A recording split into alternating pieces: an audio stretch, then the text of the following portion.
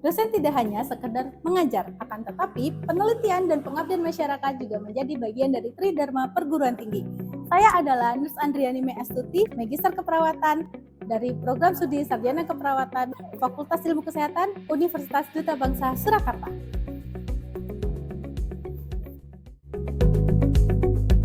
Pada kesempatan kali ini, saya akan memaparkan mata kuliah yang saya ampuh di dalam Program Studi Sarjana Keperawatan Fakultas Ilmu Kesehatan Universitas Duta Bangsa Surakarta. Dalam mata kuliah Manajemen Keperawatan, kita akan membahas terkait dengan teori manajemen keperawatan itu sendiri dan juga aspek pada pengembangan manajerial dalam pelayanan asuhan keperawatan. Pengembangan manajerial pada asuhan keperawatan merupakan bentuk dari peningkatan kualitas dan juga pelaksanaan proses keperawatan, pengembangan SDM, dan juga khususnya keperawatan itu sendiri. Mata kuliah yang saya ampuh yaitu adalah Manajemen Keperawatan dengan bobot 2 SKS. Referensi yang saya gunakan dalam mata kuliah Manajemen Keperawatan yaitu yang pertama ada modul ajar Manajemen Keperawatan, kemudian buku Marquez dan Huston, serta buku Swanberg, dan beberapa penelitian baik dari dosen pengampu ataupun koordinator yang diimplementasikan dalam proses pengajaran di mata kuliah Manajemen Keperawatan. Metode pembelajaran dalam mata kuliah Manajemen Keperawatan bersifat aktif, partisipatif, dan juga berdasarkan dari pengalaman nyata. Metode pembelajaran secara offline juga didukung dengan ceramah interaktif, diskusi kelompok, project-based learning, dan role play. Perkuliahan Manajemen Keperawatan menggunakan metode blended learning, yaitu perpaduan antara pembelajaran secara daring dan juga pembelajaran secara luring. Penggunaan teknologi dalam metode pembelajaran ini yaitu dengan menggunakan bantuan dari e-learning, yaitu e-learning.udb.ic.id. Dalam penggunaan e-learning untuk menunjang pembelajaran pada mahasiswa, yaitu mahasiswa bisa mengakses RPS, materi, ataupun berdiskusi di dalam e-learning itu sendiri. Diskusi interaktif di dalam e-learning juga bisa kita nilai sebagai bentuk untuk evaluasi dalam mata kuliah Manajemen Keperawatan. Dalam satu semester, mahasiswa akan menempuh mata kuliah Manajemen Keperawatan sebanyak 16 kali pertemuan. 14 kali pertemuan meliputi materi dan juga 1 kali pertemuan untuk UTS atau ujian tengah semester dan 1 kali pertemuan yaitu ujian akhir semester atau UAS. Capaian pembelajaran lulusan yaitu yang pertama, menguasai ilmu pengetahuan khususnya di bidang manajerial keperawatan dan juga pengembangan pada teknologi keperawatan. Yang kedua yaitu mampu memberikan asuhan keperawatan secara profesional. Yang ketiga yaitu berperilaku etis, komunikatif, dan mampu bekerja sama secara kolaborasi. CPL 4 yaitu mampu melakukan kerjasama tim. Sedangkan untuk capaian pembelajaran mata kuliah yaitu yang pertama, mahasiswa mampu untuk menjelaskan dan mendemonstrasikan konsep dari teori manajemen keperawatan. Yang kedua, menganalisis peran perawat dalam tatanan asuhan keperawatan. Yang ketiga, mampu mengidentifikasi fungsi-fungsi manajemen yang termasuk adalah perencanaan dan pengorganisasian. Menerapkan konsep manajemen di tatanan pelayanan asuhan keperawatan, kemudian pengembangan strategi dalam mengelola manajemen konflik, komunikasi efektif, dan juga gaya kepemimpinan. Untuk rencana pembelajaran, mata kuliah manajemen keperawatan yang pertama adalah pengantar manajemen dan konsep manajemen keperawatan. Yang kedua, fungsi manajemen terkait dengan perencanaan. Yang ketiga, fungsi manajemen meliputi pengorganisasian. Yang keempat, fungsi manajemen meliputi pengarahan. Yang kelima adalah fungsi manajemen terkait dengan pengendalian.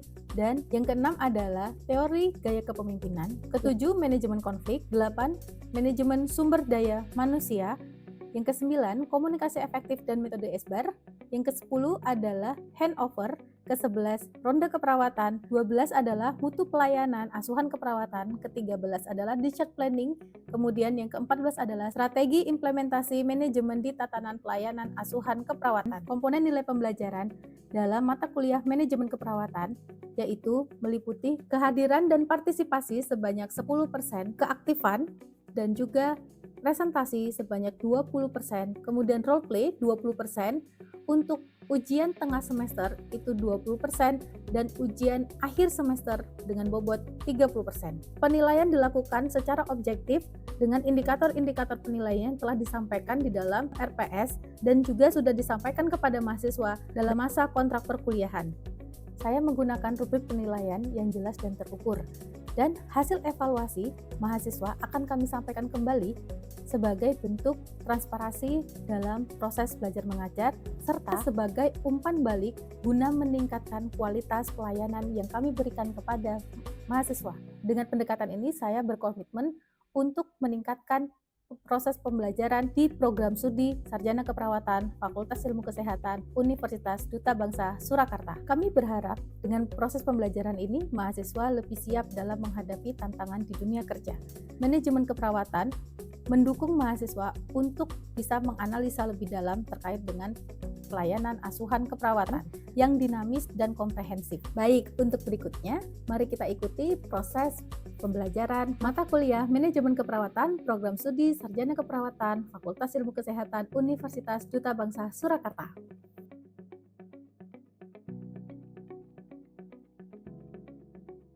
Assalamualaikum. Waalaikumsalam.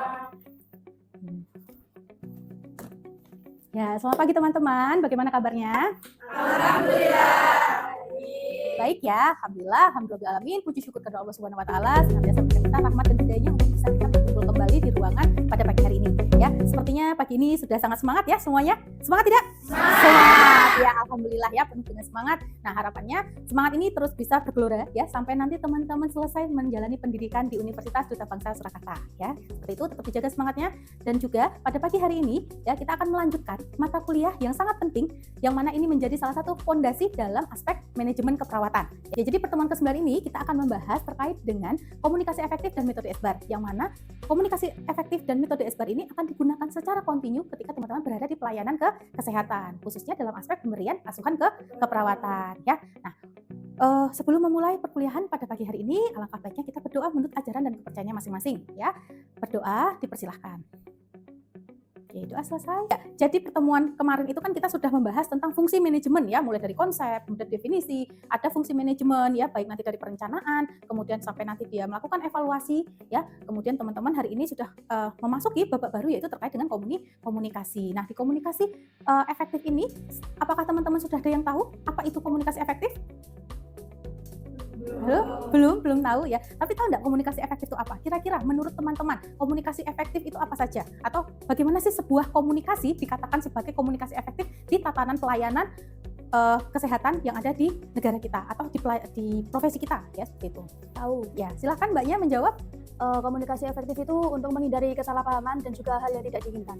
Oke, baik ya, bagus sekali jawabannya. Terima kasih. Yuk, beri tepuk tangan dulu.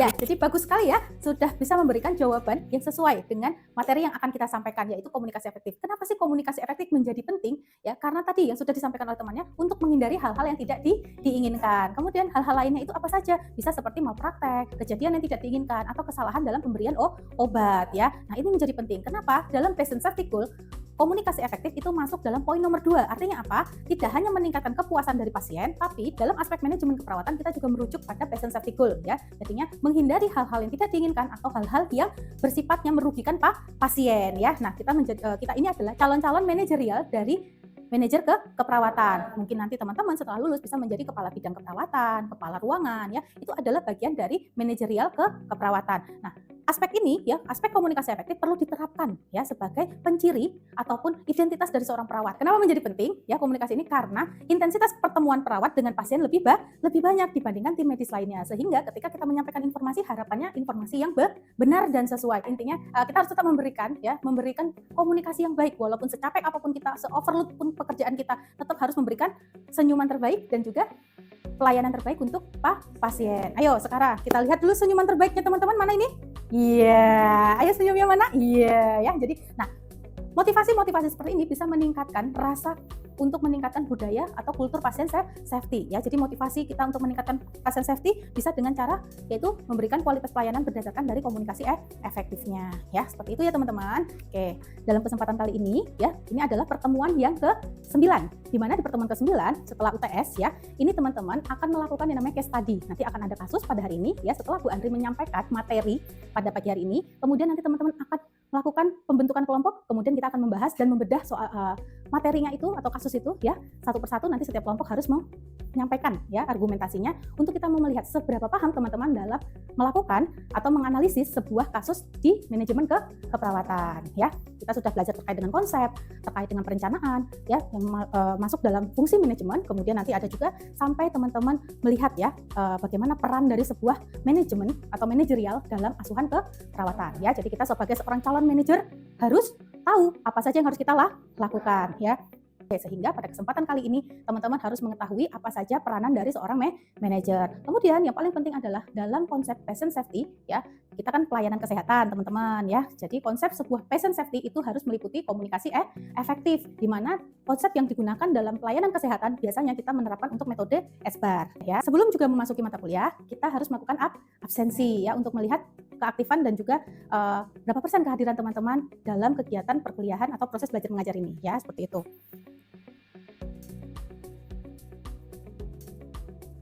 Ya, silakan teman-teman di-scan dulu untuk barcode-nya.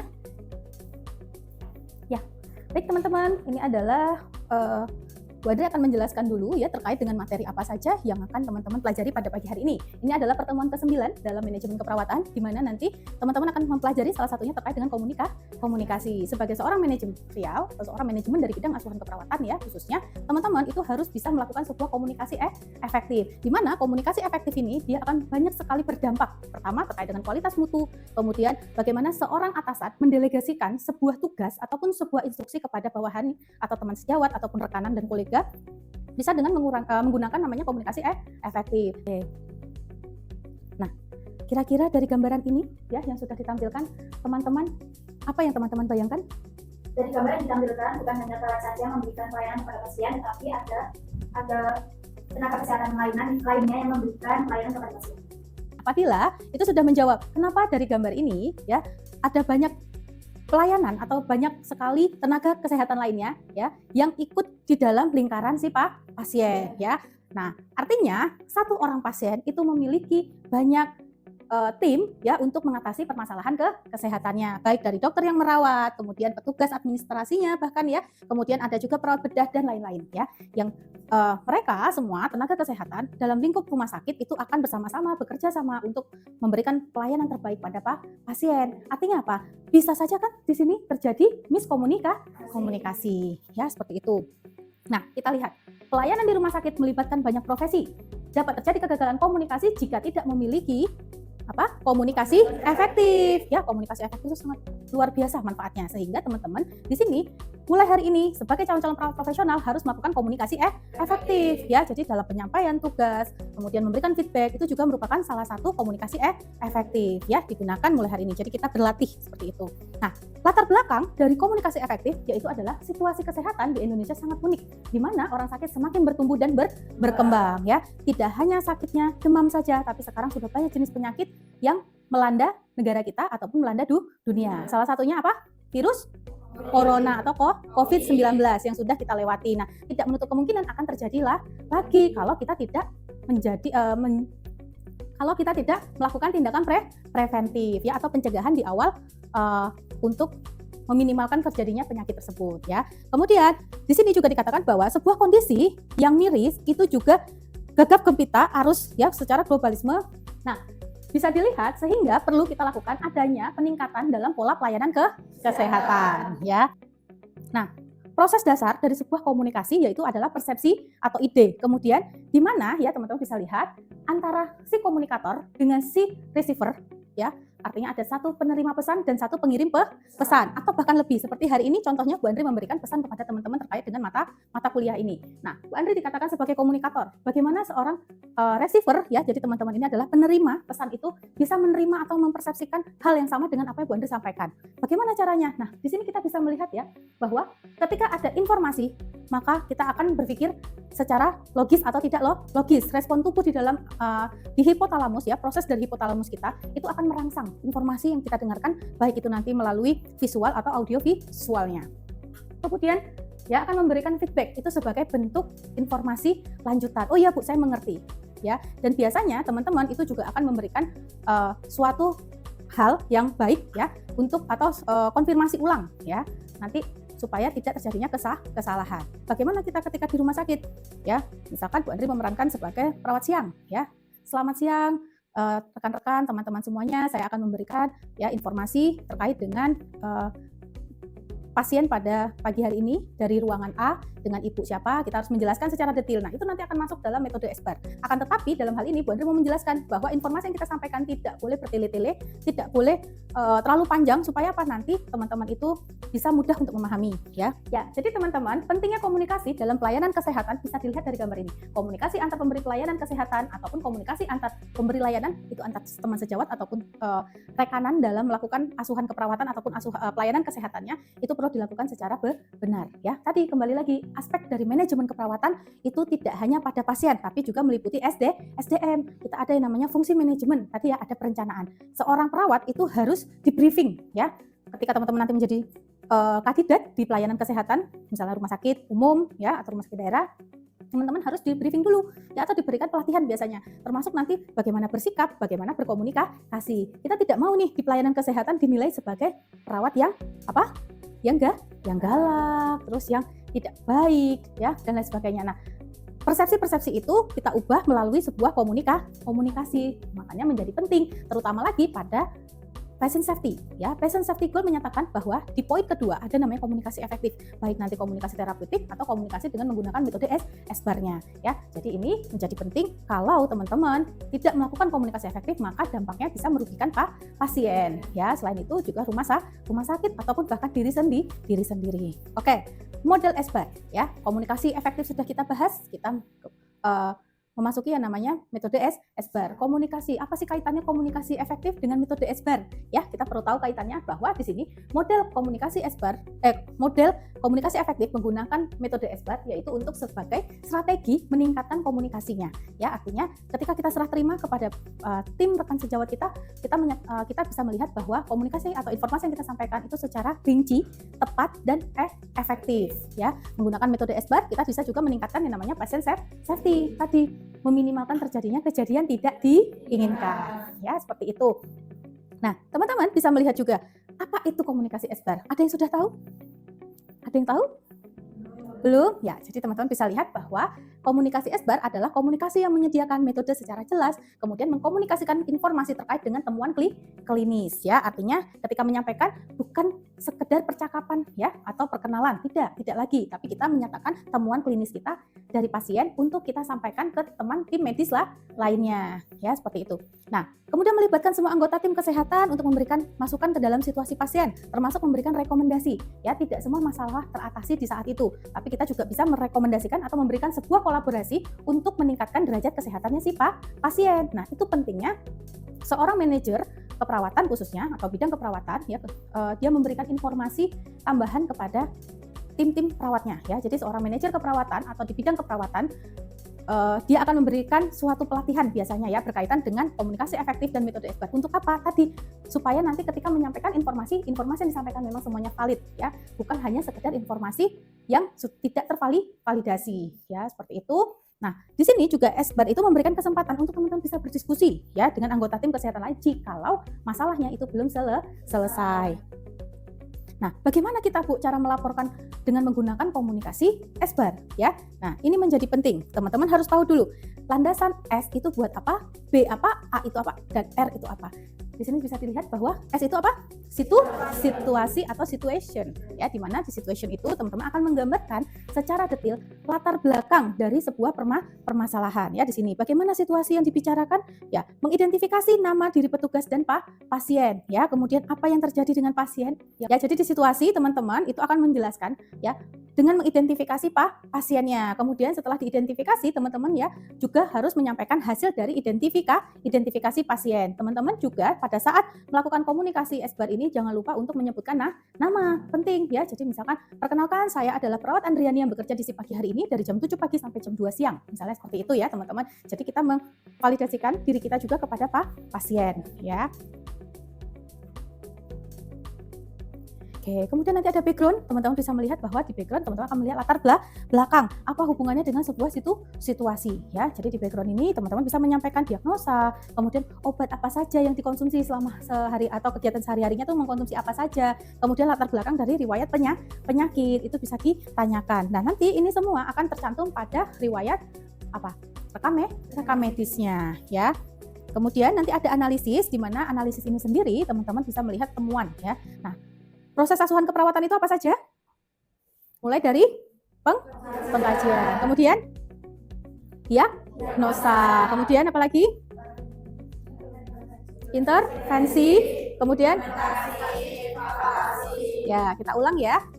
Proses asuhan keperawatan itu apa saja? Pengkajian, diagnosa, intervensi, implementasi, evaluasi. Ya, jadi proses keperawatan itu juga akan kita lakukan yang namanya komunikasi SBAR. Nah, kemudian yang terakhir adalah rekomendasi atau recommendation. Apa saja rekomendasi yang akan kita berikan tergantung dari kasusnya pasien ya. Jadi nanti teman-teman silahkan memberikan rekomendasi yang sesuai dengan kasusnya. Misalkan, oh ternyata perlu dikonsulkan ke dokter spesialis anak misalnya atau penyakit dalam. Nah, teman-teman biasanya akan memberikan catatan tersebut di catatan perkembangan terintegrasi ya. Nanti di dalam form rekam medis itu sudah ada. Dan itu biasanya akan divalidasi dengan DPJP atau dokter penanggung jawab pasien, di mana 1 kali 24 jam itu harus sudah tervalidasi ya. Seperti itu. Nah, kemudian ya ini adalah contoh penulisan SBAR ya. Ini adalah contoh penulisan SBAR. Nanti ada SBAR. Jadi nanti apa saja ya, mungkin kelihatan, boleh geser dulu. Nah, contoh penulisan, kita menjelaskan tadi di situ situationnya. Kemudian nanti kita menjelaskan juga untuk backgroundnya, assessmentnya, dan juga rekomendasi. Jadi artinya semua akan tercover dalam satu metode, yaitu SBAR ya, yang kita gunakan untuk meningkatkan kualitas mutu dari pelayanan asuhan keperawatan. Seperti itu. Oke, ini contohnya. Nah, kemudian kita bagi tugas ya teman-teman, karena ini kita adalah case study ya, jadi student center learning. Kemudian kita akan melakukan yang namanya penganalisaan data. Jadi teman-teman silahkan membentuk kelompok, satu kelompok nanti bisa 5 orang ya. Jadi nanti ini ada 13 nanti ada 3 kelompok ya. Teman-teman di masing-masing kelompok membaca skenario ini, kemudian kita akan melakukan klarifikasi ya dengan jawaban yang akan teman-teman sampaikan. Dengan analisa teman-teman, kita mau melihat nih sejauh mana teman-teman memahami mata kuliah ini ya, dan juga sejauh mana teman-teman pandai dalam menganalisa suatu permasalahan. Gitu nggih? Ya, silakan dibentuk kelompoknya 3 kelompok, untuk masing-masing kelompok ada 5 orang ya. Ya, jadi di mana teman-teman ini adalah momen di mana teman-teman menyampaikan hasil dari diskusi yang telah teman-teman laksanakan ya dalam beberapa waktu yang lalu. Nah, silakan dari teman-teman ada yang mau menyampaikan duluan? Ya, jadi ini adalah kelompok A ya. Hasil analisanya tolong disampaikan supaya kita juga semuanya mendengar dan bisa menganalisa secara bersama-sama apakah hasil yang disampaikan ini sudah benar atau masih ada yang perlu kita perbaiki ya. Sama-sama kita dengarkan. Monggo untuk kelompok A silakan disampaikan hasilnya. Baik, izin menjawab untuk hasil analisa dari situasi saya perawat jaga di ruang anggrek rumah sakit, melaporkan Tuan Ari Gunadi di kamar 206 dalam 2 jam terakhir ini mengeluh sesak dan semakin memberat. Oke, baik, itu untuk situasinya atau situationnya ya. Kira-kira pendapat dari kelompok sebelahnya gimana? Sama ya, artinya sudah disampaikan bahwa ketika menyampaikan sebuah analisa, kita bisa melihat mungkin dari apa permasalahan yang sedang dihadapi ya, seperti itu. Oke, selanjutnya untuk background, ada yang mau menyampaikan lagi dari kelompok A atau kelompok B? Tetap di kelompok A? Ya, mungkin dilanjutkan untuk backgroundnya.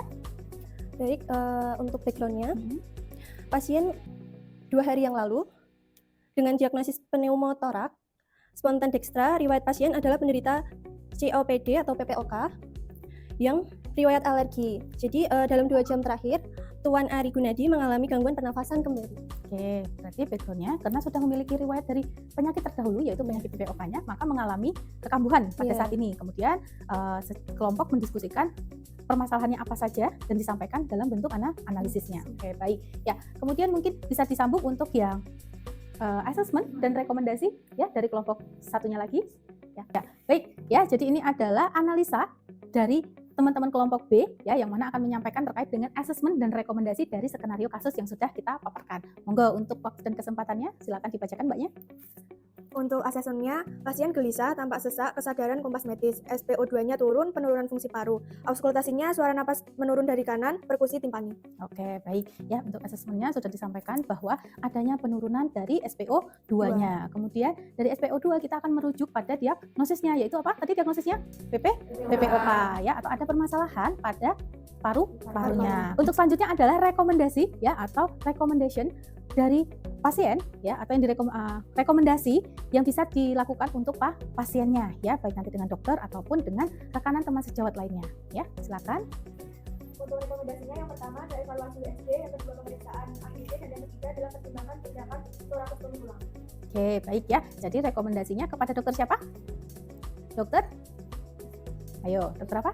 Spesialis paru-paru ya. Jadi kalau misalkan dia permasalahan dengan paru-paru, mungkin dari penyakit dalam bisa merekomendasikan ke subspesialis lagi, yaitu ke spesialis parunya, atau yang paling lebih menspesifikkan lagi ya, pada kasus ini karena dia PPOK berhubungan dengan pola pernafasannya, berarti kita merekomendasikan untuk dikonsulkan kepada dokter paru atau dokter spesialis parunya. Seperti itu ya, untuk mengetahui detail dari permasalahan yang dihadapi oleh pasien ya. Nah, oke. Dari kasus ini kira-kira teman-teman lebih mudah dalam menyampaikan atau lebih sulit? Ya.